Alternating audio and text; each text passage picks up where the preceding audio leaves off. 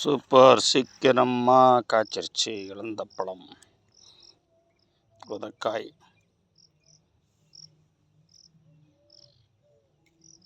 ரொம்ப முள் காலில் கையில் பட்டுறான் பிடுங்கண்ணா பாருங்கள். முள் தான் எடுப்பிடுங்கிறேன் பாருங்கள்.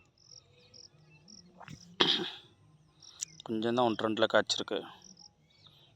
இங்கே விழுந்துருக்கு பார்த்தீங்களா? இதை எடுக்கிறேன் பாருங்கள். எப்படி பாருங்கள், மேலே 10 மேலே விழுந்துருச்சு பாருங்கள். நிறைய சின்ன சின்ன ஆப்பிள் மாதிரி இருக்குது. உதக்காய் இது. இந்த உதக்காயும் இப்படியும் சாப்பிட்லாம். ஆப்பிள் மாதிரி இருக்க. என்னடா இலந்தையா? ஏற்கனவே ஒரு வீடியோ போட்டேன். இலந்தையா போட நினைக்காதீங்க. வாக்கிங் வரும்போது சாப்பிட்றதுக்கா அப்படிங்கிறேன். பல்ல வளைக்கிட்டு வந்தாச்சு. சாப்பிட்ற வேண்டியதான் வாக்கிங் வரும்போது. இன்னும் பெரிய பத்தையெல்லாம் இருக்குது. இது சின்ன பத்தை. இது சின்ன பத்தில் காய்ச்சிருந்துச்சு. சூப்பர். சின்ன ஆப்பிள் மாதிரி இருக்கா? இலந்தை பழம். சண்டே வந்து அப்படியே வாக்கிங் வருவேன். இந்த பக்கம் இருந்து அப்படியே சாப்பிட்ற வேண்டியதான்.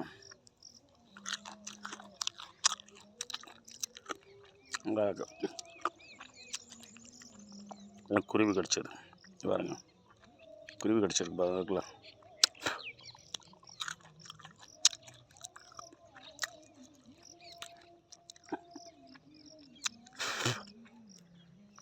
இதே மாதிரி தான் கிராமத்தில் இதுவும் யாரும் வருமானமாக பார்க்க மாட்டாங்க.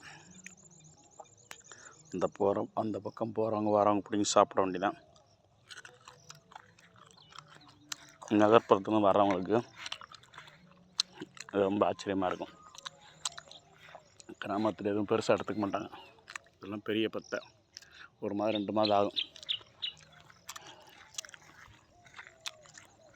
போன வாரம் அந்த வயலில் நெல் பத்தாம் பார்த்துட்டாங்க பாருங்க. அந்த காலத்துலலாம் நெல்லை கையிலே போய் அறுப்பாங்க. ஆட்கள் வந்து அதுக்கு ஏஜெண்ட்டை பிடிக்கணும். அதுக்கு